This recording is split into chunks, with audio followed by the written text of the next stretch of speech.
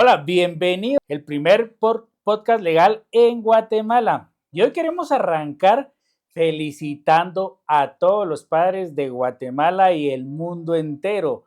¿Por qué? Porque estamos en el mes del Día del Padre y queremos felicitar a esos padres que con esfuerzo luchan para que sus hijos sean hijos de éxito, para que sean ciudadanos que aporten a nuestra Guatemala. Pero recordemos que el Día del Padre es todo el año. ¿Por qué? Porque tenemos que estar al pendiente de nuestros hijos, tratar la manera de hacer lo mejor que nosotros podemos para que al final nuestros hijos sean ciudadanos de bien. Y hoy tenemos un súper temazo. Y porque usted lo pidió, vamos a tener otra vez a un invitado que la verdad que es un experto en este tema que vamos a hablar el día de hoy, que es violación y agresión sexual. Realmente no todos tienen el valor de hablar este tema. ¿Por qué? Porque a veces se tiene ese tabú o ese miedo de poder utilizar estas palabras y que nuestros guatemaltecos conozcan, se informen, que estén al día sobre lo que está pasando en Guatemala. Este delito ha tenido históricamente un alza y sigue teniendo un alza en la comisión del delito. Y para que nos aclaren todas las dudas, tenemos al mega archi experto, el doctor Granados. Bienvenido nuevamente, Gracias, doctor. Ariel. Es un gusto tenerlo Mucho gusto acá. tenerte Feliz Día del bastante. Padre. Igualmente, Ariel, abogado Ariel, gracias. Y gracias por invitarnos nuevamente a tu podcast que ya está bien acreditado a nivel nacional. Gracias. Internacional también. Gracias, doctor. Gracias, Ariel. Y para que pues empecemos a familiarizar sobre el tema, me gustaría que pues la gente, le diéramos una explicación a la gente sobre el tema de la violación sexual, cómo se debe entender desde el punto legal y desde el punto de vista médico. Claro, con mucho gusto, abogado Ariel. Bien, partamos de lo básico, cómo está descrito en la ley, porque como abogado que eres también, sabes que no podemos desmarcarnos de esto. Y la verdad es que hay que hablar de esto primero para poder entender la dinámica de cómo es que se comete este delito. El artículo 176 de nuestro Código Penal establece lo que se debe entender por violación, entendiendo por la misma el acceso oral, anal o vaginal, usando fuerza física o psicológica, y obviamente el delito aplica cuando son personas menores de 14 años de edad. Pero no solamente es el acceso carnal, sino también aquella persona que obligue a otra a introducirse cualquier parte de su cuerpo en sí misma, o bien que este agresor también pueda introducir cualquier parte de su cuerpo u objetos en esta persona. Eso suena un poco complicado, abogado Ariel, pero ahí nace el problema. La falta de una definición exacta de lo que debemos de entender por violación sexual, porque a diferencia de otros artículos de la ley que están bien definidos, o al menos se pueden comprender mejor, por citar un ejemplo, asesinato, quien matare, homicidio, quien dé muerte a, delito de lesiones, quien sin el ánimo de matar provoca daño en el cuerpo y la mente, comete delito de lesiones. O sea, nuestro Código Penal, que es un recetario de cosas que están prohibidas hacer, define cuál es la acción u omisión en la cual uno puede incurrir y cuál es el castigo que se debe imponer. Pero a diferencia del artículo de violación sexual, solamente dice el que tenga acceso carnal, vía oral, anal o vaginal. Bien, ¿cómo hace un abogado, abogado Ariel, para la redundancia, cuando nuestro expertise, cuando obviamente hemos egresado de alguna universidad donde tal vez la información no ha sido suficiente o la preparación suficiente para encuadrar el tipo penal y decir esta persona con certeza sí violentó sexualmente a otra? ¿Cómo entendemos, abogado Ariel, cómo debemos de describir el ano de una persona que ha sido forzada a tener una relación rectoanal o bien, pues, o bien oral? Entonces, ¿qué es lo que ha sucedido a lo largo desde el 2008 para acá? Porque el Código Penal, al menos cuando yo estudié Derechos, trabajamos sobre el código anterior y ya valga aquí la observación. En el código anterior, del 2008 para atrás, el delito solo se aplicaba a la mujer. Fue con las reformas constitucionales, con la reforma al artículo de ley del año 2008, que ya se describe como está a la fecha. Pero al no decirle al abogado, se deberá de entender cuando el acceso sea oral de la siguiente manera o vaginal de la siguiente manera o anal de la siguiente manera, es que caen preguntas que creo que a todos nos van a sonar en algún momento conocidas. Muchas veces los fiscales, ojo que no es culpa de los fiscales ni de la gente que investiga el delito, si la persona era virgen o no era virgen. Que digamos que el perito forense se manifieste en el sentido de si la persona tiene íntegro el himen o que se manifiesta en el sentido si no hay desfloración a nivel vaginal.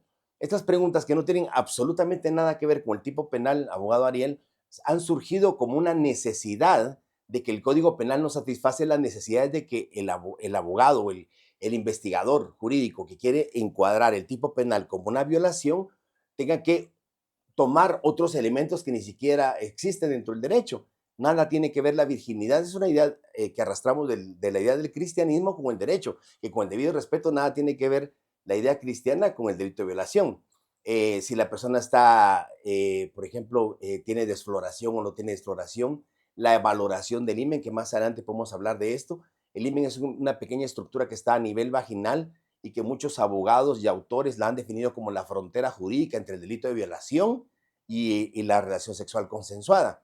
Yo quisiera que tal vez explicar esto de esta manera, abogado Ariel, para todas las personas interesadas en el tema.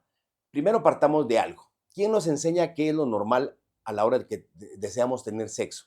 ¿Quién nos dice qué es normal, qué es anormal? ¿Quién nos dice o quién nos explica, ya sea en el colegio, en la escuela, en el instituto, en la familia, en la iglesia, qué es lo que debiéramos de saber como algo correcto dentro de lo que es la relación, una relación sexual consensuada? Consensuada es con permiso. Básicamente nadie. Muchas veces, como bien lo indicaste en tu comentario, hay muchos mitos y leyendas en los cuales han atravesado los quinquenios y las décadas de que la mujer, si se sube un caballo o una bicicleta, pierde la virginidad, o que el hombre no puede masturbarse porque no se pone loco. Incluso temas como estos, que hablar de la masturbación se vuelven unos temas tabú o prohibitivos, cuando realmente parte de la naturaleza normal de cualquier persona es conocer su sexualidad misma. Y la masturbación, hoy por hoy, a nivel tanto de psicólogos o psiquiatras o médicos, no se toma como una enfermedad. De hecho, la masturbación es parte del autoconocimiento sexual de las personas para poder darse placer a sí mismos y poder dar placer a su pareja. Ahora bien, ¿por qué menciono esto? Porque para poder entender lo que es aceptable o lo que no es aceptable y lo que es un delito, tenemos que comprender que si nadie nos ha enseñado qué es lo normal, también sí tenemos que tener claro qué es lo que sí es delictivo. Y al menos en eso sí se define bien el Código Penal. O sea, si hay fuerza física o psicológica y si hay acceso por cualquiera de las tres vías señaladas, oral, anal o vaginal, se incurre en el delito. O sea, dicho de otra manera, Ariel, la barrera que hace que el delito sea configurado es el consentimiento. Si no hay permiso, no hay posibilidad de que no sea un delito. O sea, el permiso entre las parejas, el consentimiento, el estar de acuerdo sobre qué vías van a utilizar para darse sexo, es lo que hace que el delito no exista. Pero cuando esa barrera se rompe y se transgrede, se convierte en una acción delictiva. Y es lo que obviamente el fiscal o el responsable de la persecución penal, que es el Ministerio Público, tiene que tratar de demostrar a través del Instituto Nacional de Ciencias Forenses y su equipo de médicos forenses. Y estos temas al final, doctor, a muchas personas y a muchos profesionales no les gusta hablar porque se deben de usar palabras tal y como son, ¿verdad? Así Como se es. llaman. Entonces no podemos, como yo he visto en familias, es que, hijo, mira tu cosita, mira, Sí, o sea, no le llaman a las partes del cuerpo como son y entonces el niño empieza a crecer con ese miedo de que si dice una palabra tal y como es, él se va a oír mal. así Entonces, es. acá, pues eso es lo que nosotros tratamos de hacer, explicarles. Y obviamente hoy le anticipo que no voy a hablar mucho porque el doctor es súper experto No, y este tema con mucho es gusto. muy amplio. Habiendo dicho esa explicación, Sí, doctor, considera de que el delito al final está bien explicado para que el fiscal, el abogado, incluso bien, hasta el juez sí. pueda entender bien qué significa el delito o considera que le No, faltó al legislador ampliarlo sí, más. definitivamente, Ariel, la pregunta es muy acertada. Definitivamente el tipo penal está pésimamente mal descrito. Y no es que yo quiera llevármela de muy conocedor, pero obviamente 25 años en el sistema, obviamente he sido testigo de personas que son inocentes y están en la cárcel y al revés, personas que son culpables y están en libertad. No es que uno tenga una mentalidad carcelera, abogado Ariel, pero respondiendo a tu pregunta, el hecho de que el delito esté descrito de esta manera no le permite al abogado saber si realmente hubo acceso vaginal, anal u oral. Por ponerte un ejemplo, ¿cómo podemos probar que realmente una persona fue obligada a tener sexo oral con otra, digamos un hombre hacia una mujer? ¿Qué tipo de lesiones o marcas desde el punto de vista médico legal forense puede dejar un acceso en la boca? Casi que ninguno. Alguien me podría decir, pero mire la fuerza psicológica, por supuesto, Si alguien agarra un arma de fuego y encañona a la persona y le dice, me hace sexo oral, por supuesto que hay delito. Pero desde el punto de vista forense es un, como te dijeron, es un gran problema para el médico forense porque partamos de otro principio, el médico forense no es abogado. Él va a atender las instrucciones que le va a dar el fiscal que está a cargo de la investigación. Entonces, ¿qué es lo que va a preguntar el fiscal? Muchas veces si hay virginidad, si el himen es complaciente, si el himen no es complaciente, si hay lesiones genitales, paragenitales o extragenitales. En pocas palabras, Ariel, básicamente, y vuelvo a insistir en lo mismo, no es responsabilidad del fiscal, el fiscal hace lo que puede, pero también es una obligación del legislador el proponer una reforma, que de hecho lo hicimos hace unos años con un grupo de colegas, para que quedara bien definido el delito y así nadie tenía por qué confundirse. Se deberá de entender el acceso vaginal como A, B, C, D, E. Toda vez un médico forense o un médico que esté nombrado por autoridad competente, en este caso un juez, pueda dar la autorización y el discernimiento del caso. Se entenderá por acceso anal cuando los hallazgos al examen forense sean compatibles con ABC, sea un médico forense o sea un médico de la red pública de hospitales nacionales y tenga el discernimiento del cargo por un juez. O sea, y si se han hecho intentos de presentar iniciativas, yo en particular tuve con un equipo de colegas a la Comisión de la Mujer y la Familia y lamentablemente no tuvo eco. ¿Esto qué quiere decir, abogado Ariel? Que mientras no se reforme el artículo de ley 176 y 177 bis, incluso las mismas agravantes al delito, el problema va a estar en que no se puede tipificar bien la acción. Te voy a poner un ejemplo. Siempre nos preguntan por el himen y si es complaciente o no. El himen complaciente, el himen es una estructura anatómica que básicamente sirve para que la mujer pueda menstruar y que generalmente se parte de un principio de que muchas mujeres podrían perder la virginidad, que esa palabra no cabe dentro del derecho, a la hora que este sea rasgado. Este se puede rasgar cuando hay que un acceso peniano de un dedo o un objeto animado o inanimado. Pero toda mujer, por ponerte un ejemplo, que ya ha tenido un parto vía vaginal, ¿sí? Parto vía vaginal, este himen ya se destruyó. Entonces, si a mí un fiscal me dice, dígame cómo está el himen, yo le diría, mire, ya tuvo un parto vía vaginal. No le puedo decir cómo está el himen, porque el himen, desde el momento que ya pasó un niño ahí de 6, 8 libras, ya pasó arrastrando todo lo que había ahí, incluyendo esta telita que muchas veces se quiere definir, como te indicaba hace un momentito, la barrera jurídica entre el delito de violación y el de relación consensuada. Y aquí hay algo importante, Ariel. Literalmente el Código Penal dice el acceso vaginal, vaginal. Pero ¿qué es lo que la mujer tiene como genitales exteriores? Es la vulva. ¿Qué es lo que hay en la vulva? Los labios mayores, los labios menores, el clítoris, el meato urinario, que es donde el oído por donde se orina, y nada más. Quiere decir esto de que si eso se llama vulva, anatómicamente hablando, médicamente hablando, el delito no está sancionado que haya alguna actividad sexual en la vulva, sino que a nivel vaginal tiene que ser adentro, adentro de los genitales de la mujer. Por lo tanto, lo que hay que probar es que sí haya habido acceso carnal en la vagina, no en la vulva. Dicho de otra manera, cualquier mujer o niña que presente lesiones a nivel de los labios mayores, labio menor, del clítoris, que tenga un chupón, llamado técnicamente una sugilación erótica, no tendría que tipificarse como violación sexual. Sería una agresión sexual, porque el Código Penal lo que sanciona es el acceso vaginal, no el acceso vulvar.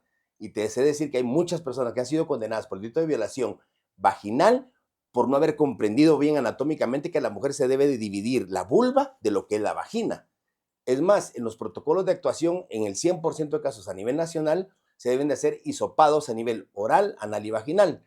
¿Por qué? Porque la ley lo señala así. Y a nivel de la vagina, uno debe introducir un hisopo hasta la vagina y tratar de recuperar material seminífero, saliva, vellos púbicos o cualquier indicio que pueda ser útil en la investigación científica. Pero ¿qué es lo que pasa? Si el hombre o el violador no eyacula, entonces no vamos a recoger nada. Claro. Y si el hisopo lo paso en la vulva y ahí sí recojo saliva o semen, tengo que describir que el hisopo fue tomado de la vulva. Entonces el fiscal, a la hora de interpretar el examen genético donde diga, se encontró semen y es compatible con Juanito Pérez, tendría que tipificar el delito de agresión sexual, no de violación sexual, porque el hisopado fue tomado de la vulva, no de la vagina. O sea, donde había elementos individualizantes del presunto agresor es de la cavidad de la vulva, no de la vagina.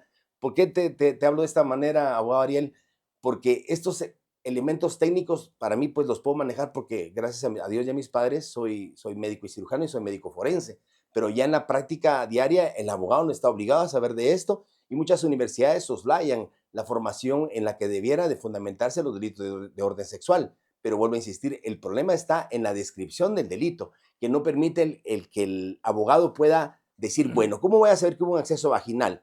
¿Y cómo voy a saber que hubo un acceso oral? ¿Y cómo voy a saber que fue anal? Y si la persona es de la diversidad sexual, con todo el respeto, muy probablemente tenga sobredimensionada y características en el ano, pero no es porque de dilatación y de pérdida de laxitud y tonicidad, que son hallazgos típicos en personas que tienen frecuentemente relaciones por la vía anal, pero no por eso quiere decir que ha sido violentado sexualmente. Es una persona de la diversidad sexual que pues es el sujeto pasivo que permite con consentimiento, porque esa es la palabra clave, el ser accesado por la vía anal. Bueno, y también hay parejas heterosexuales que también disfrutan de su sexualidad anal. O sea, vuelvo a insistir, el permiso, el consentimiento, el me aceptas, te acepto, quieres que tengamos relaciones, sí, podemos tenerlas por la vía vaginal, anal, sí, no hay delito. Lo que el código castiga es la falta de ese consentimiento. Y obviamente otros elementos que han sido frecuentes ahora en la práctica que hemos visto los taxistas de la muerte y gente que se ha dedicado también a violentar sexualmente, aprovechando para las drogas, el uso del alcohol en sus víctimas, pero esa sería materia para ¿No? otro. Y para que la gente vaya conociendo cuáles son los factores y familiarizando y la separación más que todo de la violación y agresión, porque doctor, como lo dice usted, mucha gente Sí, está detenida actualmente y fue una agresión, no así una es. violación. Pero, ¿cuáles son los factores ahí sí que indispensables para determinar si es una violación o es una agresión sexual? Digamos, en una violación sexual técnicamente bien identificada, tiene que haber varios elementos que puedan, sin lugar a dudas, convencer al tribunal o a un juez si es unipersonal de que el delito sí se cometió. Por ejemplo, que podemos individualizar, primero que exista la denuncia verbal por parte de la agraviada. Segundo, que haya una concatenación en modo, tiempo y lugar con relación a los hechos que ella narra. Por ejemplo, que ha sido llevada a fuerza a un motel o que dentro del vehículo se le amarró o se le obligó a través del uso de la fuerza física o psicológica para que tuviera relaciones sexuales. Tres, que pueda ser posible el levantar indicios del cuerpo que puedan ser vinculantes con el presunto agresor. Semen, fluido prostático, sangre, saliva, vellos púbicos. Eso y más, todo lo que puede de alguna manera identificar al presunto agresor. Marcas de sometimiento. ¿Qué son las marcas de sometimiento? Someter a una persona. Marcas de equimosis en las piernas, cuando se aperturan las piernas y es una mujer la violentada sexualmente. Y marcas de sometimiento en los brazos. Eso obviamente, solo con eso, y podría decir más, podrían ser signos directos de que ha habido signos de sumisión, signos de superioridad física y psíquica, y en los cuales se puede demostrar de que sí, en base a la hipótesis preliminar de que sí hay un delito de orden sexual porque se está individualizando a la persona. Pero Ariel, dijiste algo muy importante. ¿Qué pasa con aquellas personas que no eyaculan? O sea, que no hay capacidad de recoger semen de la cavidad vaginal o del ano, o que no hay fluido prostático, o que no hay saliva. ¿Cómo probar que la persona fue realmente violentada por la que se dice que fue la que la violentó? Y esa es la parte más difícil porque en muchos casos muchas personas han sido condenadas por delito de violación sin haber un elemento individualizante genético o un elemento individualizante que sin lugar a dudas diga que fue esta persona a la que se le denuncia la que cometió el delito. Solamente fue por la denuncia propiamente dicha. Y en esto, Ariel, hay que tener mucho cuidado también. Como abogado que eres, sabes que también existen las falsas denuncias. Y hay Claro. muchas personas que han sido condenadas por una falsa denuncia de violación o agresión sexual. Tu otra pregunta, la agresión sexual. El 177 la define como todo acto en donde se ha usado la fuerza física o psicológico, fuerza física y psicológica, pero que no constituye delito de violación, pero que tiene fines eróticos. Entonces, Ariel, la pregunta sería, ¿cuáles son los fines eróticos? Tocarle los glúteos o las nalgas pues a una persona, a un hombre o a una mujer, eh, masturbarse estando uno en un transmetro, en un transporte vía colectiva y ver a otra. O sea, hay mucha subjetividad y hay personas que han sido detenidas, procesadas y condenadas por delitos que no constituyen realmente una agresión sexual. ¿Pero por qué es? Porque la misma ley lo permite, porque hay un vacío jurídico, tanto en el delito de violación como el de agresión sexual, entendiendo como vacío jurídico aquella falencia o ausencia de elementos tipo que le permitan al fiscal y en este caso al juzgador determinar con total certeza de que si hubo una violación sexual o que no la hubo, o bien que hubo agresión sexual o bien que no la hubo. En ese quehacer de determinar al final si es una violación o una agresión, ¿existe algún examen que debe ser clave para esclarecer si existió o no el delito? Porque realmente acá lo que ha pasado Ujú. es que se ha condenado a gente inocente, Así es, pero también hay gente que sí por cometió supuesto. el delito y ha salido absuelta porque ha tenido una buena asesoría y logra determinar que no existe un examen clave para determinar una violación. ¿Cuál sería el examen clave para determinar una violación o bien sea una agresión sexual? En la violación, la denuncia. Los hallazgos a nivel genital, anal u oral, que sean plenamente demostrativos de que hay material genético, saliva o individualizante del agresor. Tercero, las marcas de sometimiento. Cuatro, que obviamente la participación de la persona en modo, tiempo y lugar se pueda probar, que hayan habido cámaras de seguridad, seguimiento, un cajero automático, o sea, que exista cierta concatenación entre la narrativa de la presunta víctima y el presunto agresor. Pero aquí también quiero hacer una observación, Ariel. Hoy en la mañana tomé la estadística oficial que hay de evaluaciones sexológicas por delito de orden sexual y tenemos más o menos 3.083 evaluaciones del 1 de enero al 30 de mayo. Más o menos eso es un aproximativo de 20 evaluaciones sexuales que se hacen a nivel nacional por el delito de violación o agresión sexual, o sea, es un delito de alta prevalencia. Entonces, ¿qué hacer ante las circunstancias en las cuales, como me preguntas, establecer con criterios de certeza de que efectivamente el delito se ha cometido? Va a depender en mucho de lo que los agresores puedan dejar. Lamentablemente, hay muchas grupos de violadores en serie y personas que saben un poco de criminalística, que utilizan preservativo para violar, se rasuran en el área pública para no dejar vellos, incluso les aplican jabón detergente o algún tipo de espermaticida que puede ser de lo más corriente en la cavidad vaginal, por ejemplo, o anal a una persona que ha sido violentada para lavar la escena del crimen, para no dejar evidencia de estos actos. Hubo una banda famosa que logramos determinar a través de estos tipos de valoraciones en Chimaltenango, se llamaba Los Micos. Cualquiera lo puede ahí googlear, banda Los Micos Chimaltenango. Ellos se dedicaban a violentar sexualmente en el área de Zacatepec, así Chimaltenango, ya fue hace años, pero hacían esto. O sea, sabían lo que el Ministerio Público y lo que el INASIF hacíamos para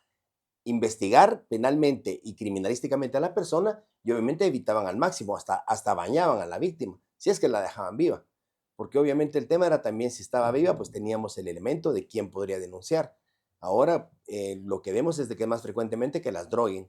Lamentablemente hay muchos productos en la calle, abogado Ariel, que se venden bajo recetas falsas o con métodos en los cuales se puede conseguir y a las personas se le induce un estado de hipnosis, hombre o mujer. Un estado de hipnosis, abogado Ariel, es cuando la persona entra en un estado de sedación pero está consciente. Puede colaborar en un acto sexual y hasta disfrutarlo, pero va, después de 3 a 4 horas después, va a olvidar absolutamente todo lo que pasó. Y para un uso criminal, ese medicamento es genial. Perdón por decirlo de esa manera, pues la verdad, porque ¿qué es lo que pretende el agresor sexual o el violador en serie? Es que no sepan quién fue.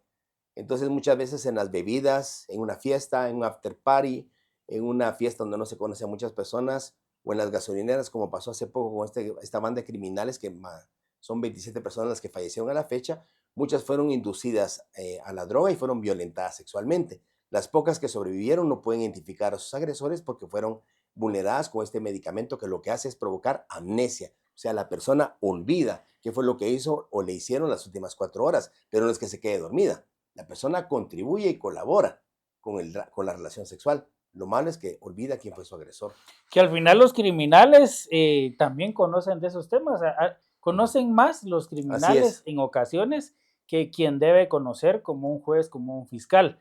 Siempre hemos dicho que la denuncia es fundamental. así es. ¿Por qué? Porque algunos dicen es que aquí en Guatemala uno denuncia y al final no se llega a nada.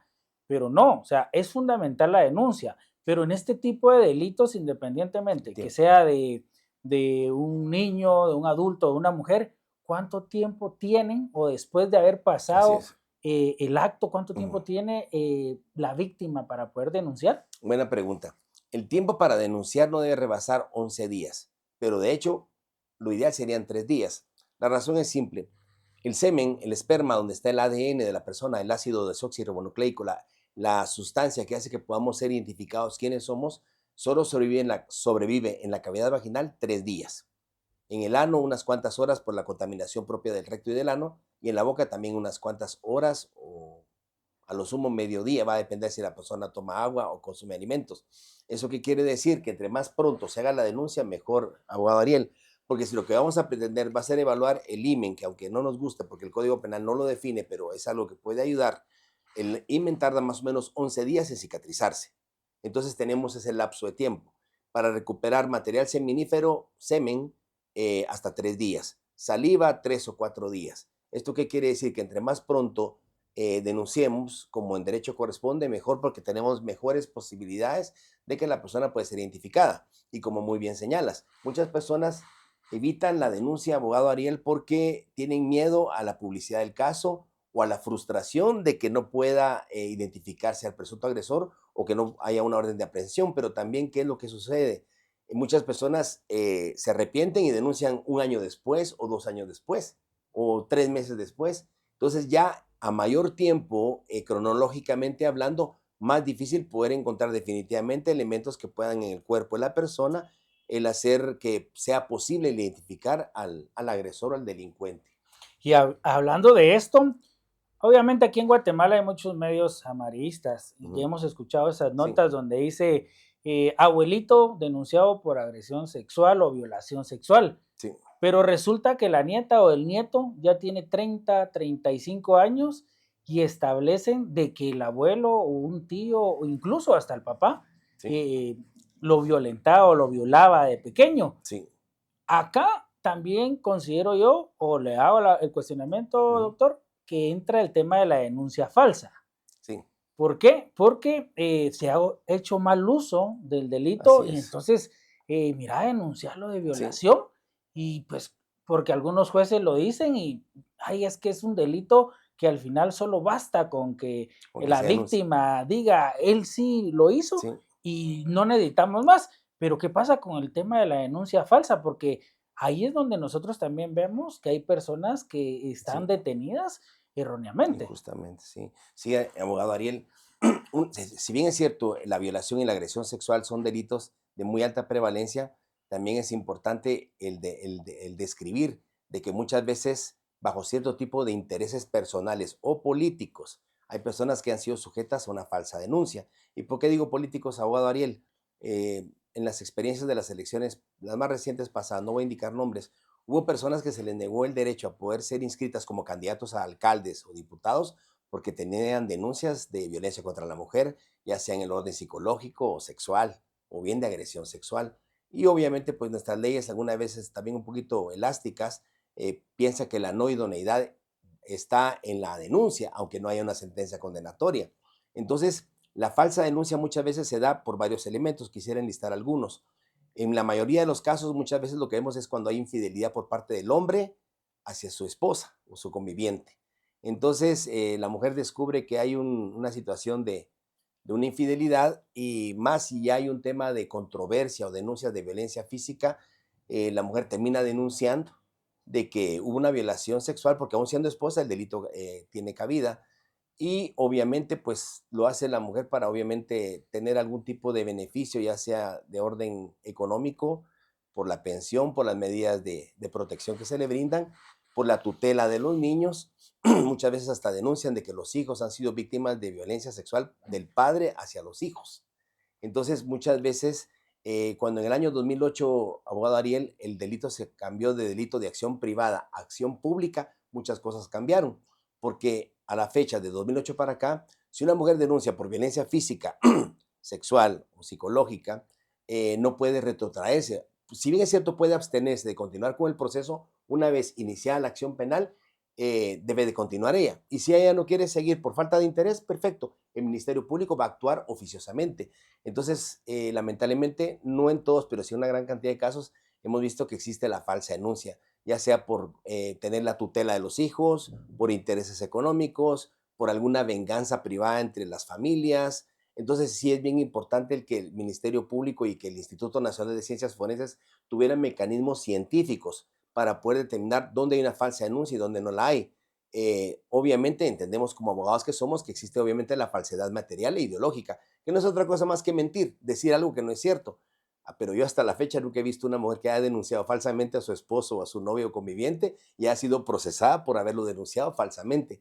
Eh, no quiero decirlo de esta manera porque puedo parecer como que estoy defendiendo a los hombres y no es así. Yo soy una persona que estoy totalmente de acuerdo con la ley de femicidio y otras formas de violencia contra la mujer, pero también es cierto que muchas mujeres han utilizado de una manera no ética, no correcta, los beneficios que le dan esa sombría, esa protección que le da el derecho a la mujer, de una manera para obtener a veces ciertos beneficios.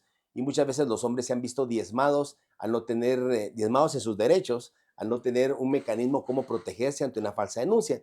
Toda vez de que muchas veces en Guatemala se utiliza el derecho comparado, que la denuncia hace plena prueba, independientemente que haya informes psicológicos o médicos que aunque no digan nada en relación a si hay violencia física o psicológica o sexual, pues la denuncia hace plena prueba. De tal suerte que pues hemos tenido pasos agigantados también, eso es bueno mencionarlo también, abogado Ariel, con la inauguración de estos modelos de atención integral de la niñez y adolescencia, el modelo de atención integral de la mujer, los juzgados de femicidio, que si bien es cierto han venido a contribuir para que los procesos se agilicen y de alguna manera pues no exista una mora judicial respecto a los mismos, no ha habido o no ha existido a la fecha un mecanismo para que haya un filtro y se pueda en ese filtro demostrar qué personas se están aprovechando de la ley misma y de las instituciones mismas para lastimar o perjudicar a alguien. En este caso, pues podría ser de la mujer hacia el hombre. Y que al final hay un desgaste y se desaprovecha ese recurso para que las autoridades, tanto como el MP y los juzgados, sí lo utilicen con personas que han sido violadas Así es. o han sido agredidas sexualmente. Hablando de los niños, Ujú. doctor, ¿considera que la ley en sí misma ha ayudado a que más niños sean víctimas o consideramos que no? La, eh, la pregunta la tendríamos que dividir. La manera como juzgamos a un adulto, que tenemos que aplicar la ley, el Código Penal, y pues la ley PINA, que es la Ley de Protección Integral de la Niñez y de la Adolescencia. El hecho de que un menor de edad, menor de 13 años, sea inimputable, no quiere decir que no se le pueda imputar el delito de violación a uno de 13, a un adolescente, que la ley establece la ley PINA de los 14 hasta los 18. Obviamente las sanciones son menores, muchas veces es arresto domiciliario, muchas veces es estar privado de la libertad los fines de semana. Y está bien porque creo que no se deben de vulnerar y es así como deben ser los principios y tratados en materia de derechos humanos, en los cuales los niños no deben de ser revictimizados ante una falta de educación por cometer un delito de esta naturaleza. Pero también, Ariel, hay que tomar algo en cuenta, que muchas veces, si bien es cierto, hemos dicho de que nadie puede alegar ignorancia a la ley, hay muchas personas, y especialmente menores, que tienen relaciones sexuales prematuramente por Sí. pura ignorancia. Y casi que podríamos partir un parteaguas con el aparecimiento del celular, ya el smartphone, ya con imágenes, donde vemos que ya los adolescentes de 12, 13 años ya quieren tener más actividad sexual de lo que tenían cuando no teníamos smartphone. Entonces, ¿qué ha sucedido? Que ahora tenemos más adolescentes madres, que tenemos más Sí. niños que son padres a los 17, 16 años. Y aunque el Congreso de la República hizo algún sobreesfuerzo algunos años limitando y prohibiendo el matrimonio entre personas menores de edad porque sí era viable, aunque no hubiera consentimiento de los padres, pues igual la estadística cada año va en aumento. Cada vez tenemos más madres adolescentes que son no víctimas de violación, han tenido relaciones consensuadas para poder tener el sexo, obviamente, y pues el embarazo, pues ya en Guatemala, en un país como el nuestro, ya nacer como mujer es una gran desventaja. Y ser niña, adolescente, ya no digamos, y estás embarazada y con un hijo, peor aún. Y a veces, Ariel, hay que mencionarlo, cuando trabajé en el Ministerio de Salud Pública y integramos comités de vigilancia epidemiológica, porque esto ya es un tema de salud pública, el tema de la niña embarazada y el de la niña que es violentada sexualmente.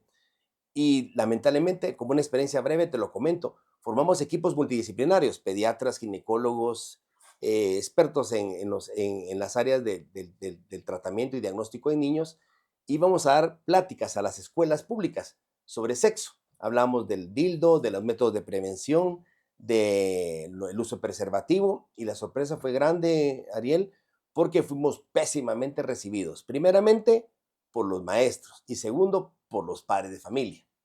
¿Y por qué digo pésimamente? Estuvimos a punto de ser linchados, porque lamentablemente, abogado Ariel, en Guatemala no hemos dado el salto cuántico de tener que de tener que quitarnos esa legislomanía de que solo sancionando más severamente los delitos vamos a prevenirlos. La prevención empieza en casa, en la educación, pero también si cuando alguien se atreve a mencionar un tema de sexo a nivel de un plan educativo, de una política de Estado que nazca en el Ministerio de Educación, ya empiezan las corrientes de políticas, no, que esos son los progres, que los izquierdistas. Yo considero, a título personal, respetando criterio en contrario, que nuestros niños y adolescentes merecen una educación sexual puntual. Obviamente no una educación sexual que tenga ciertos fines políticos, eso sería totalmente errático, sino que sea una educación sexual que permita y que evite que nuestras niñas se conviertan en madres antes de los 14, 15 años, que permita que nuestros niños de 12, 13, 14, 15 años no sean padres antes de los 16. Entonces, eso no lo vamos a hacer reformando el Código Penal, abogado Ariel. Eso lo vamos a hacer instituyendo programas de educación en el Ministerio de Educación, dándole un rol participativo a los padres de familia, a las iglesias, a las empresas. Pero no podemos estar esperando que los delitos, al menos de esta naturaleza como lo es la violación y la agresión sexual, solo sancionando, sancionando y sancionando al violador o al agresor sexual, se vaya a limitar. Al contrario, lo estamos promoviendo. Y de alguna manera eso obedece mucho a que nuestros jóvenes pues quieran tener alguna actividad sexual más prematuramente, pero no estamos haciendo mucho al respecto.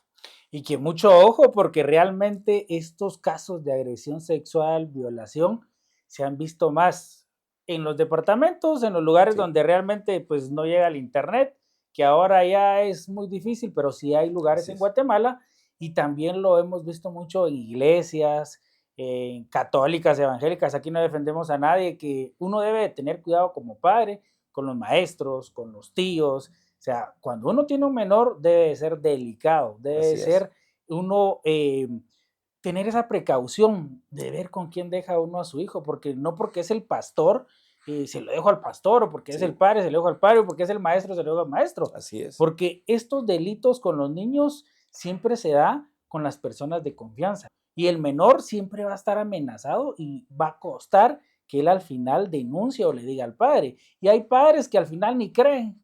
O sea, Así ¿cómo es. vas a creer que el pastor defienden al pastor, defienden al Así padre, es. defienden al maestro? Y no debe de ser así. Siempre lo he dicho yo en los podcasts, lo he dicho en las conversaciones que hemos tenido con otros colegas, con padres, que realmente las personas malas están en la calle y se visten de buenas. Pero regresando Exactamente. al tema de la agresión, para no desviarnos, ¿considera, doctor, que realmente necesita alguna reforma o la agresión sí está para entenderse y poder aplicarse como tal? No, igual, fíjate, abogado Ariel, que también tiene ese vacío jurídico, porque al decir que son todos aquellos actos con fines eróticos no constitutivos de delito de violación, pues nos quedamos en el aire. Entonces, ¿qué es un acto erótico no constitutivo de violación? Que un adolescente le quiera lamer los zapatos a su compañera. Es un fetichismo. Ah, Ujú. entonces sí es agresión sexual. O sea, yo pienso que hay mucha hipocresía.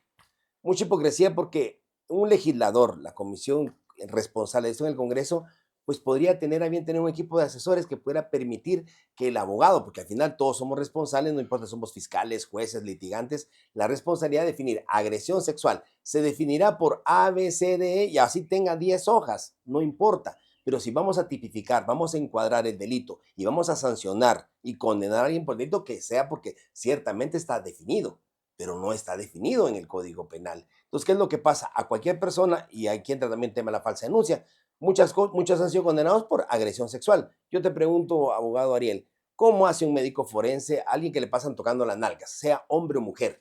¿Qué va a hacer un médico forense? ¿Será que al examinarla como de derecho corresponde, va a encontrar las marcas de las manos en las nalgas de las personas? No es así. Sin embargo, lamentablemente muchas veces el Ministerio Público pues lo toma como la denuncia como verdadera y puede incluso condenar a la persona por este delito. De ahí viene la importancia de que haya una revisión a los dos artículos de ley, al menos en estos dos, violación y agresión sexual, para que al redefinirlos y proponer una iniciativa que no sería descubrir el agua azucarada, abogado Ariel, solo decir, se entenderá por acceso oral esto, por acceso anal esto, por acceso vaginal esto. ¿Será el médico forense del INASIF o será un médico el cual será designado por el juez competente o será el juez que discernirá el cargo quien le podrá emitir la orden correspondiente para que el médico se manifieste en este sentido. A, B, C, D. Entonces, abogado Ariel, somos abogados y aunque no sepamos de medicina, aunque no estamos obligados, pero sí obligados moralmente a reconocer nuestras limitaciones y buscar auxilio. El Código Penal dice que se entenderá por acceso vaginal, que aunque no tenga himen, pero si encontramos de que hay semen adentro y está en tal lugar, sí es delito de violación. Mira, si encontramos que el ano está sobredimensionado a las medidas que debiera tener y el médico forense o el médico designado determinó de que hay rasgaduras y cicatrices a nivel de la periferia del ano, entonces sí hay un acceso anal y más que se encontró fluido prostático. Entonces es, por decirlo de una manera popular, el chivo. Lo que necesitamos es el chivo, abogado Ariel, para que juzgadores, fiscales, litigantes, PGN juega un papel importante, se redefina. Hay una iniciativa de ley que proponga o promueva una reforma a este artículo de ley y que obviamente, pues, según los pasos de ley que nosotros conocemos que tenga que ver, por cuales atravesar, sea revisada por un comité petit, por un comité interdisciplinario donde esté el Ministerio Público, organismo judicial, facultades de medicina, Instituto Nacional de Ciencias Forenses, y que todos presenten un dictamen favorable que pueda permitirle a la comisión correspondiente en el Congreso de la República legislar para que esta reforma se haga viable y permita que no exista ya abusos y atropellos en relación a esta ley que ha permitido que muchas personas que son culpables resulten inocentes o lo contrario, o el tema de las falsas denuncias. Ya tocando el tema del Ministerio Público, del organismo judicial, ¿qué opinión merece, doctor, sobre el tema de Maiming y el Maina, sobre la garantía que pues obviamente tanto la víctima como el sindicado debe de tener, si se ha cumplido, si las expectativas se han llenado o si ha servido para reducir el delito o al final se considera que pues se ha juzgado a más gente inocente? Pues ambas cosas, abogado Ariel. Realmente el modelo de atención integral tenía como objetivo el concentrar todas las instituciones del sector justicia, porque cuando no existía, por ejemplo, el modelo de atención integral de la niñez y adolescencia, la persona llegaba al Ministerio Público, denunciaba una agresión sexual, tenía que ir con una orden al INASIF, después tenía que ir con otra orden a la PGN, o sea, la persona tenía que ir a 4 o 5 lugares y ya la gente no iba. Si en lugares ya urbanos costaba, y no digamos en áreas rurales. Entonces, estos modelos lo que pretendieron, y es lo que están funcionando a la fecha, es concentrar dentro de un mismo lugar Instituto Nacional de Ciencias Forenses, médicos y psicólogos forenses, Ministerio de Salud Pública y Asistencia Social con médicos, Procuraduría General de la Nación, obviamente juzgadores y equipos obviamente del Ministerio Público que son los responsables de la persecución penal. Entonces, la persona que ha sido víctima de un delito de orden sexual tiene la capacidad, obviamente, el beneficio de poder ser valorada en un mismo momento por todas las instituciones que tienen que ver en atención a tratar de determinar si el delito existió o no existió. Y obviamente sobre esto, el Ministerio Público pueda formular una imputación, si es que en derecho corresponde, o un sobreseimiento, un desistimiento, lo que corresponda al proceso, y que el juez, a la hora de una audiencia, pueda tomar la decisión que en derecho corresponde. Lamentablemente hay una situación también aquí especial, abogado Ariel. En el tema de menores, muchas veces el abuso de la prisión preventiva es un fenómeno muy puntual. Hay personas que han denunciado el delito y si está cometido y hay elementos indiciarios o evidencia que es suficiente para probar de que efectivamente un niño fue vulnerado sexualmente, pues está bien, pues podría ser una opción, pues la cárcel preventiva, la prisión preventiva.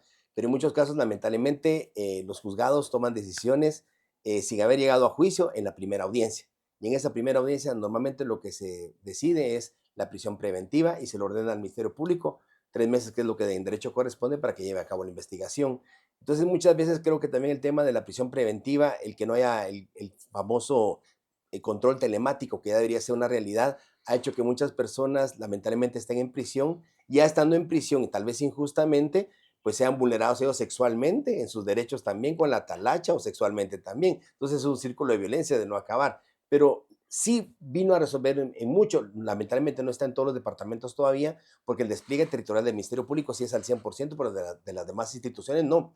Pero de igual manera el modelo de atención integral de la mujer, que también hay médicos forenses, personal de Ministerio de Salud Pública, Ministerio Público y juzgados. O sea, sí es una respuesta. Yo insisto que el problema, y lo digo muy a título personal, pero yo sé que los abogados que conocen del tema no me dejarán mentir de que el tema está en la definición del delito, de lo que es violación y agresión sexual, en donde muchas veces el juez pues se ve también limitado, porque si bien es cierto, no puede darle una interpretación extensiva al delito, lo que le llamamos la exégesis de la interpretación de la norma, aún yéndonos al diccionario de la Real Academia Española. Entonces, si el indicio es la denuncia y la agraviada, por ejemplo, es una menor de edad que muchas veces ha sido manipulada por la madre para que diga, sí, mi papá me tocó, me bañó y me estuvo tocando el área genital, con eso es suficiente para que se ordene la prisión preventiva. Y entonces muchas veces el tema del filtro o de una determinación científica, de una falsa denuncia en el tema de adultos o en niños, la alineación parenteral, no es otra cosa más que cuando la madre le preguntan, le dice a la niña o al niño, ay, decís esto, cuando te pregunten esto, decís que te hizo esto, y haces esto y decís esto, porque si no, entonces hay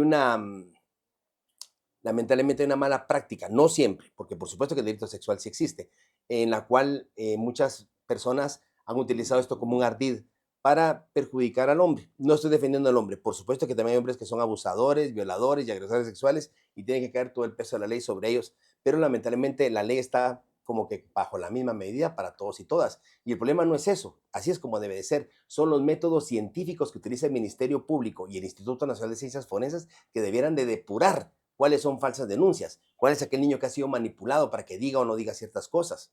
Que los psicólogos en su formación forense tengan herramientas para poder determinar y decirle a ciencia cierta al juez, mire, esta persona no es confiable su denuncia, tiene muchas contradicciones, ambigüedades y no puede ser tomada por cierta. Y en eso también hay una deficiencia en la cual los dictámenes periciales del INASIF, si bien es cierto, dan ciertos criterios de credibilidad, no se pueden tomar como 100% confiables. Tú tomas, si tenemos 100 dictámenes de evaluación psicológica en niños o en adultos de INASIF, en todo dice que hay violencia psicológica. Nunca vas a encontrar uno que no lo haya, porque el psicólogo también se ve limitado, y aquí no estoy acusando al psicólogo, el psicólogo se ve limitado a hacer una valoración en base al testimonio que el Ministerio Público envía al INASIF o bien que él toma al momento de la evaluación. Entonces, bajo los cierto tipo de criterios pensará que todo eso es cierto, pero es porque no tienen instrumentos científicos que les sirvan para determinar primero la validez, la certeza y la confiabilidad de que la denuncia presentada sí es cierta y que no ha sido manipulada por terceras personas.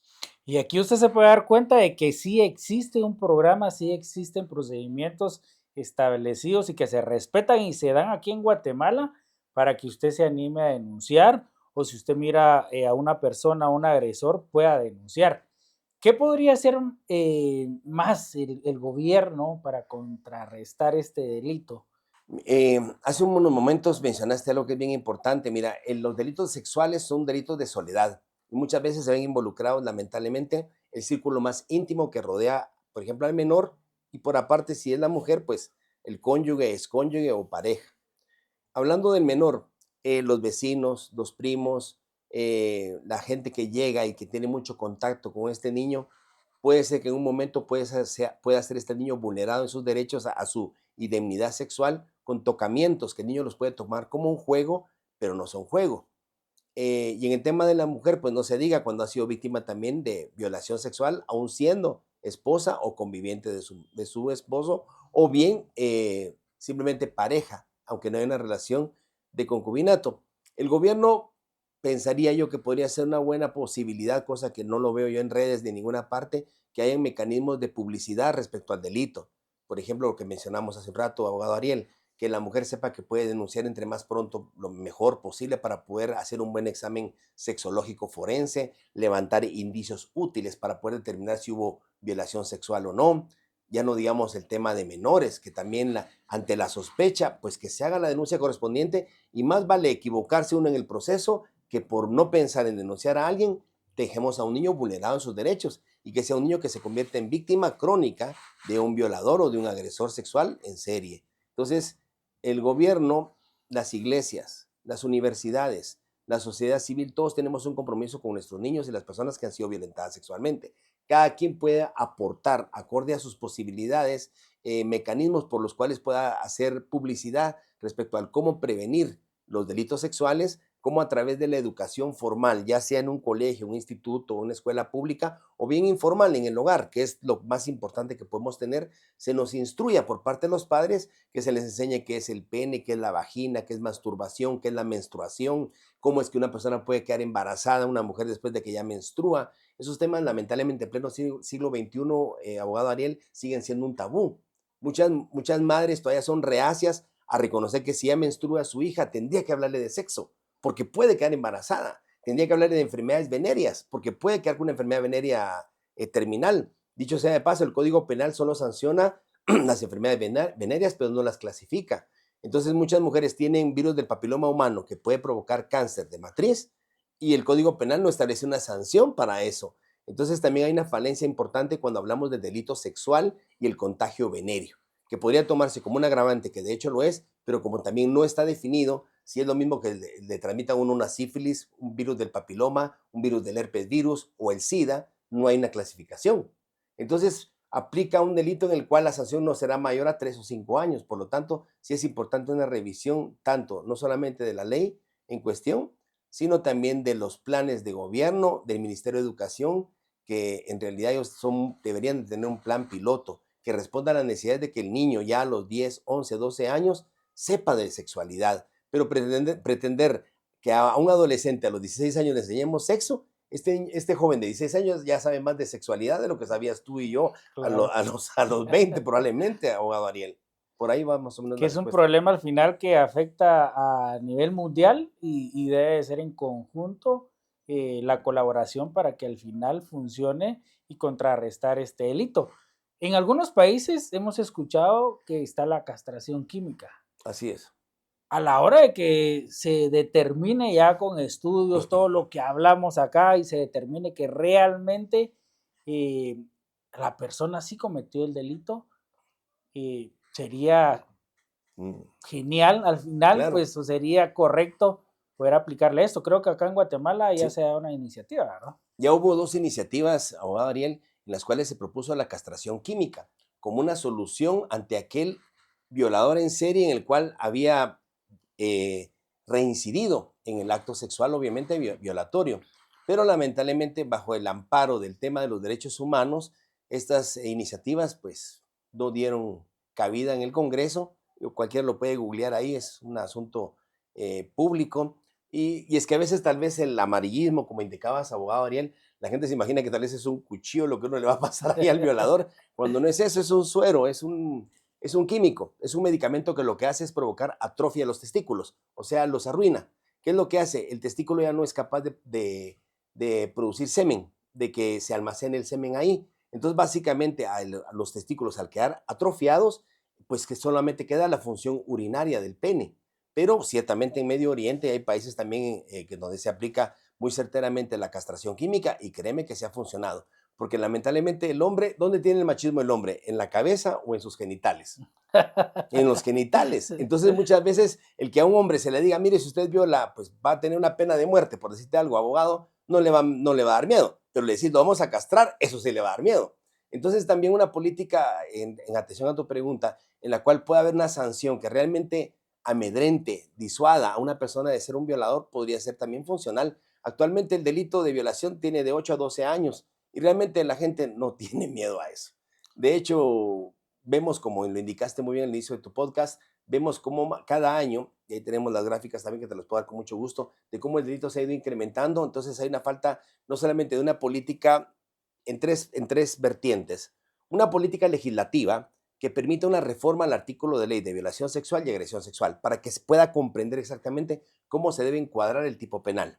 Dos, una política de Estado, en donde el Ministerio de Educación juega un rol fundamental para que desde que somos niños y adolescentes entendamos que podemos convertirnos a veces en agresores o transgresores o en violadores aún sin saberlo. Y que las niñas sepan a qué edad también ya deben de saber sobre su sexualidad y a qué edad podrían ser madres. Y cuáles son todos aquellos actos ilícitos de los cuales deben de prevenirse. Porque toda vez al final del día vemos, abogado Ariel, que agresores sexuales tenemos médicos pediatras, ginecólogos, sacerdotes católicos, pastores de iglesia evangélica. El delito no respeta Investidor. sí, la investidura que tengamos. Tenemos médicos, pediatras procesados porque y ginecólogos que aprovechando el ejercicio de su oficio hacen tactos vaginales sin guante para, obviamente, manipular a la mujer. Tenemos pediatras que se hacen pediatras para manipular a los niños. Tenemos gente de la iglesia, militares. O sea, el delito no, al final del día, estos delitos son de orden sexual y tendría nada que ver el tema de la profesión o oficio, pero sí tiene que ver. O sea, personas buenas no hay muchas veces. Lamentablemente a veces los colegios, en los kindergarten o en los lugares donde guardan a los niños, cuando papá y mamá trabajan, recordame cómo se llama el lugar, Nursery. los nursery, ¿verdad? A veces los mismos agresores sexuales están en el lugar donde papi y mami dejan a los niños para que se los cuiden, ahí mismo son víctimas de enfermedades de orden sexual por manipulación, porque alguien se ha ido a masturbar en los genitales de los niños, aprovechando su corta edad, porque un niño de 3, 2, 3, 4 años no es capaz de denunciar un acto ilícito. Es más, él puede pensar que es un jugueteo, que alguien le llegue a tocar los genitales, cuando obviamente a todas luces es un acto obviamente antijurídico y que debe ser sancionado por ley. Por lo tanto, las políticas de Estado, no solamente la legislativa, la del Ministerio de Educación, la función de la iglesia, la función de todos como sociedad debería ser encaminada a que cada vez tuviéramos niños y adolescentes que estén mejor preparados para enfrentar el reto de la virtualidad y de cómo tenemos el acceso a tanta pornografía y a tanto circunstancia que puede hacer que los jóvenes quieran tener una sexualidad prematura. No hablé de algo que es importante aquí, abogado Ariel. El capítulo 5 del Código Penal establece los delitos informáticos de orden sexual. Mucho cuidado con eso. Hay personas que están procesadas y condenadas por haber trasladado imágenes pornográficas de un adulto a un niño. Eso es delito, ¿sí? Y aunque no sea una relación sexual abierta, digamos, de pornografía infantil, de niños teniendo sexo, solamente con mandar imágenes, ¿sí? En las cuales sean sugestivas de orden sexual, muy bien encuadren el artículo 491, si no mal recuerdo, del Código Penal, como seducción de sexual a los niños, por lo cual hay de 8 a 12 años de prisión. Y eso es bien delicado, el utilizar las redes, el reenviarse mensajes con contenido erótico. A veces creemos que solo con pulsar el botón del teléfono y le llega un chat por ahí, ¿a qué importa? Ya se fue. No, muy bien, le hacen seguimiento al teléfono y nos pueden muy bien individualizar y tipificar y encuadrar el delito y obviamente sancionarnos como el derecho corresponde. Sí, que a veces hay personas que tienen esa mala costumbre de enviar pornografía y Así en es, esa pornografía va pornografía de menores de edad. así es. Entonces, es increíble que aquí en Guatemala nosotros hemos tenido casos, rastreen el IP de la computadora, Así quién es, lo envió y la sí, verdad que suena hasta de película, sí. pero nosotros ya hemos visto casos, hemos tenido casos y determinan y la gente dice, ay, pero lo borro.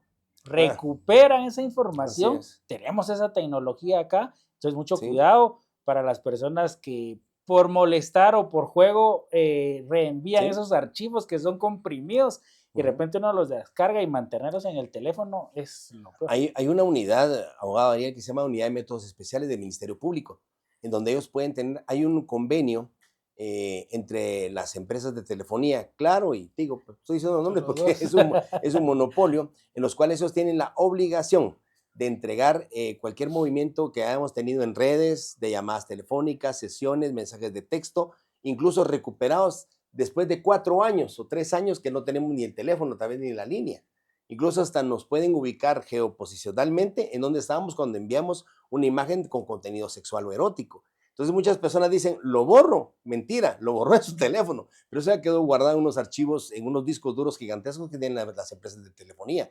Y el Ministerio Público tiene la facultad a través de una orden judicial, pues el darle rastreo a ese teléfono y muy bien el día de mañana llegan a traer al hijo de ustedes o a su esposo porque mandó una imagen de contenido sexual a un menor de edad y en el cual hay menores teniendo sexo o actividades de carácter erótico.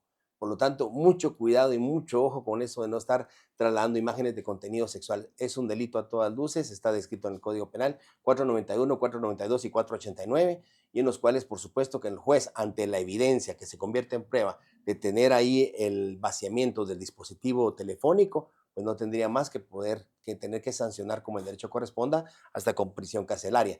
Y como son delitos que no aplican a la aceptación de cargos, entonces no hay ni siquiera ningún beneficio, más que portarse bien y pasarla en la prisión el menor tiempo posible y bien portado. Sí, no, ahí ya tenemos un episodio de aceptación de cargos también. Y la verdad, doctor, hablar con usted es muy ameno y informarle a la población guatemalteca todos estos temas que regularmente no se tocan, solo tal vez teniendo un librito uno puede enterarse y a la vez tal vez a alguien le da hasta pereza poder leer, aquí lo puede ver, informarse y tener mucho cuidado de no hacer cosas que parezcan buenas Así y es. sean malas. Una conclusión, doctor, para los que nos están viendo y al final llegaron hasta este momento. Lo primero es de que la denuncia, ante la inminente posibilidad de que un agresor sexual lo vuelva a hacer o por miedo a la mujer no lo haga, o el hombre, porque el delito no aplica solo para la mujer, aplica para el hombre también, hay que denunciar. Entre más pronto se haga esto, mejor. ¿Por qué? Por la posibilidad de poder recoger indicios útiles que puedan ser procesables para poder individualizar a la persona y poder imputarle el delito. O sea, si la relación sexual sin consentimiento fue hoy, que no hayan pasado más de 3 días para poder recuperar material genético. La denuncia que sea lo más clara posible, estableciendo modo, tiempo y lugar, personas donde ocurrió, si hay testigos, quienes podrían aportar información, si fue en un centro comercial, si habían cámaras por donde la persona se movió, trasladó, más si posiblemente fue sometida a un efecto de una droga. Si son menores de edad, ante la menor duda, mejor hacer la denuncia respectiva.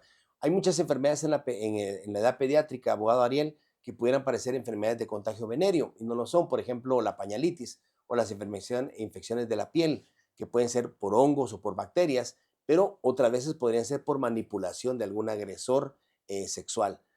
Cualquier duda en relación a que un niño pueda estar siendo víctima de una agresión sexual, un tocamiento, hay que denunciarlo. Y obviamente el Ministerio Público tiene que actuar como el derecho corresponde, ordenando al Instituto Nacional de Ciencias Forenses que se apersone el médico para poder establecer los criterios de si hay signos de agresión o de violación sexual.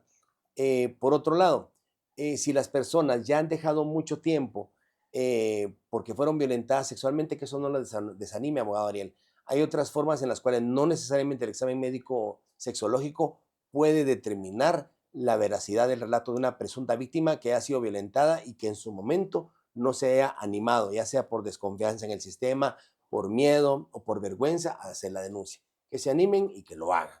Es seguro que las personas que las agredió una vez sexualmente, seguramente lo va a hacer una segunda o una tercera vez.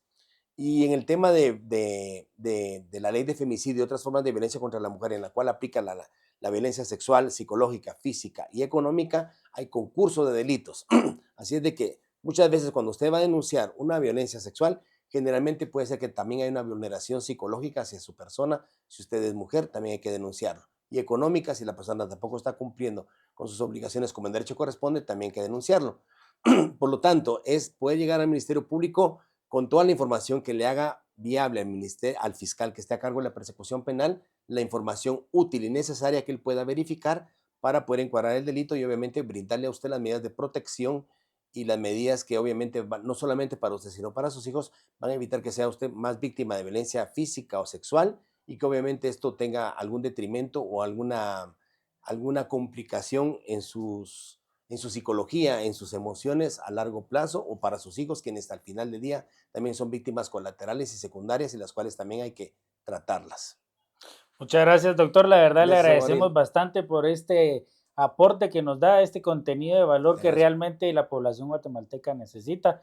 Le deseamos feliz Día del Padre y gracias, la verdad igualmente. que ahí está la función de un padre, proteger a los niños, estar al pendiente de los niños. Hay algunos que se quejan ahí porque no les celebran el Día del Padre, pero no es tanto la celebración, no que la función que tenemos como padre. Le Así agradezco es. bastante, Gracias, doctor. Gabriel, muy amable. Yo sí le quiero mandar un saludo a mi señor padre, que lo quiero mucho, que es una buena persona, un buen padre y que nos tiene hasta el día de hoy acá. Y un fuerte abrazo a mi señor padre y a todos los padres de Guatemala. ¿Algo más que agregar, doctor, antes de...? Darte las gracias por tomarme en cuenta en tu podcast y darte, yo creo que la mejor forma de honrar a tu padre es que él te mire que eres un profesional de éxito y que está haciendo circunstancias como esta, que es un podcast para hacer público cosas que a la gente y a la población necesita, que es información veraz, confiable y que mejor que sea de un abogado de tu estatura y de tu talla moral. Muchas Felicitaciones. gracias, doctor, muchas Feliz Día del gracias. Padre. Y usted que llegó a este momento, le pedimos que se suscriba, que comente, que le dé like a todas las publicaciones que hacemos, que comparta este contenido, que es contenido de valor para poder ir cambiando a Guatemala. Y si llegó a este momento, usted puede decir, ahora yo sé de agresión sexual y violencia sexual. Hasta la próxima.